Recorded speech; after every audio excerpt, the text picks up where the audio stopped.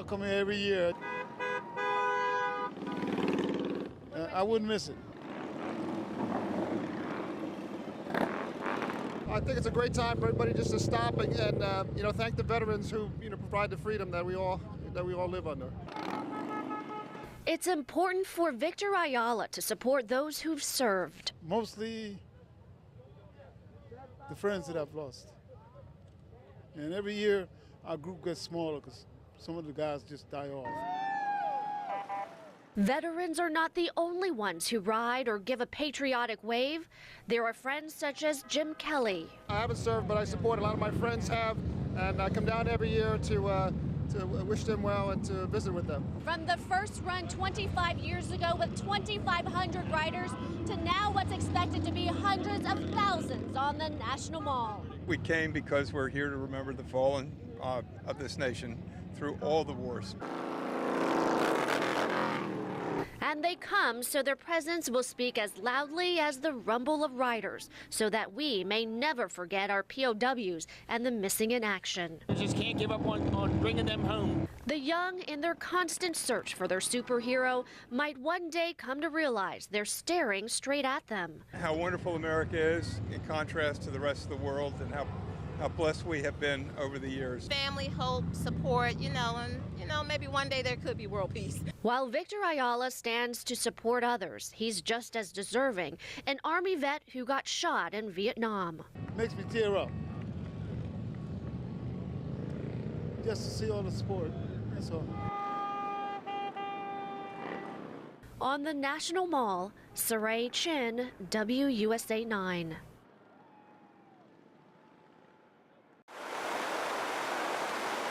You are the heroes, and that is why we are here today.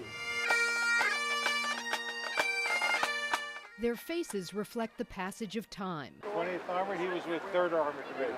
But their memories of May 8th, 1945 are vivid. Everybody went wild that night. It was wonderful.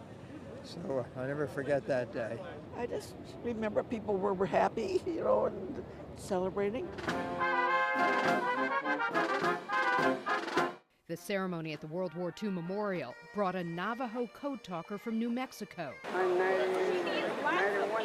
and other veterans from across the country, including those aboard an honor flight from Wisconsin. I hit the jackpot. I didn't realize it was going to be this extensive. 95-year-old Nona Hagen was in the Women's Army Corps, which General Douglas MacArthur once called his best soldiers. The men didn't always appreciate that. Those that had nice, soft, cushy jobs, we took them, and they had to go off to war. For many of these veterans, this was their first visit to the World War II Memorial, and they became a living history lesson for generations to come. Thank you for your service. It's just great to see people that gave back for our country. It's just really breathtaking. The veterans won't soon forget this day, and neither will the teenagers. Thank you. Thank you so much. Thank you. It was a day that united history and heroes. The people of this nation will never forget our World War II veterans. Andrea McCarran, WUSA 9.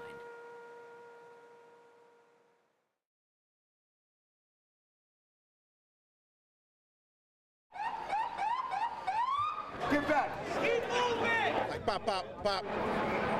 It was chaotic, and I see a Gil laying down on the ground, and I saw somebody trying to revive a guy. Frightened carnival revelers were sent running down Georgia Avenue after police say more than 25 shots were fired at this corner, less than 25 yards from all the carnival foot traffic. In total, 4 people were shot.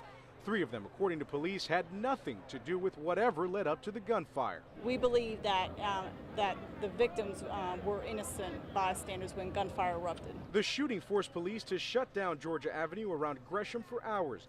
Investigators say whoever was responsible for the gunfire got away, prompting a helicopter to be called in to keep an eye out from the skies. Even D.C.'s mayor, Vincent Gray, showed up to the scene. People here were left rattled after seeing the violence. When I heard the shots, that's when I just got out of the way and got down. D.C. police say the shooting isn't being linked to the carnival despite how close it was to the festivities. It's just a shame because unfortunately, some of these blocks throughout here, are kind of our crew hot areas. But despite that fact, some are fearing this act of violence may tarnish the reputation of D.C.'s annual Caribbean Carnival. It definitely puts the whole celebration in a negative light, and it's unfortunate because there are so few kind of big events that we have here in D.C. as cultural events, especially in the African American communities. Okay, you guys over here. It's an adrenaline rush. Okay, change it up. You're supercharged. Put Josh over here with the twos. No one wants to lose. Push hard, push hard. Yeah, it is hard, very hard. Kevin Gatson is an unlikely hockey player. It's definitely not high on our things to do in Mississippi. The Army veteran was born and raised in Mississippi. I used to consider myself an athlete and give me a chance to call myself an athlete again. Okay, change it up, change it up. A former football player, he's now inspired by hockey. The same thing in the Army. It's actually the same thing on the ice. The camaraderie, the challenge. Go! Just like the path he's walked in the military. Your team is everything. I mean, this is who you wake up with, you go to sleep with, you talk to all the time. How you doing? Good, how are you? All right. Brothers in war and here on ice. You two guys fight for the puck, try to score. Brothers who have each other's backs. We have to train a lot like we did in the service. We're going to do about 5 to 8 minutes of drill. Whatever you do with your teammates is almost automatic. For these guys, hockey isn't just a fast-paced physical game, it's rehabilitation for the injuries you can see and some of those that you can't. Like post-traumatic stress disorder. We help each other through that. Go get it, cut him off. These sled and standing hockey players are veterans and service members.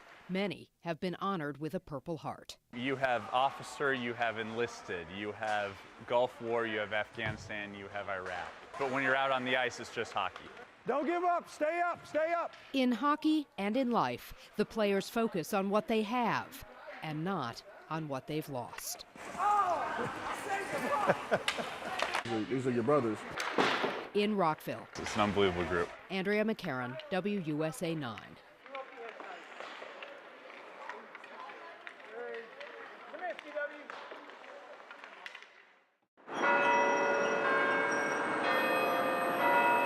Merry Christmas. It was 5 days before Christmas, and all through the town, the sirens were blaring. The Mayan calendar was winding down. One day before the end of the 13th and final Baktun, or cycle, of the Mayan calendar. The end of the 13th Baktun was 21st of December 2012. This is called the Tree of Life. Some Washingtonians came to a new exhibit 400 before Christ of ancient Mayan art on New York Avenue. It's a very special exhibition. Hoping for answers as to what the Mayans had in mind when more than 5,000 years ago they picked tomorrow as the final day of their calendar. We all have our beliefs. A sign some people suggest that December 21st, 2012 will be the Earth's last day. Why not? But they spoke about a change of cycle. But Mayan experts like Ivan Duque say the Mayans themselves did not believe that tomorrow would be the end of time. I'm sure. Instead, Ivan says it was just the end of the final calendar cycle. And on Saturday, the calendar starts all over again. Exactly. Even people with a limited understanding of Mayan culture. You know anything about Mayan culture? No, just what I hear about on TV. Seem to grasp the fact that the sun will come up on Saturday. Do you think the world's coming to an end? No, I don't. So I don't think that they meant that the world's going to end. But just in case the conventional wisdom is wrong, a suggestion from one of the curators of the Mayan art exhibit downtown. If you want to see this exhibition, I would suggest you hurry up. Maybe 1 or 2 days left.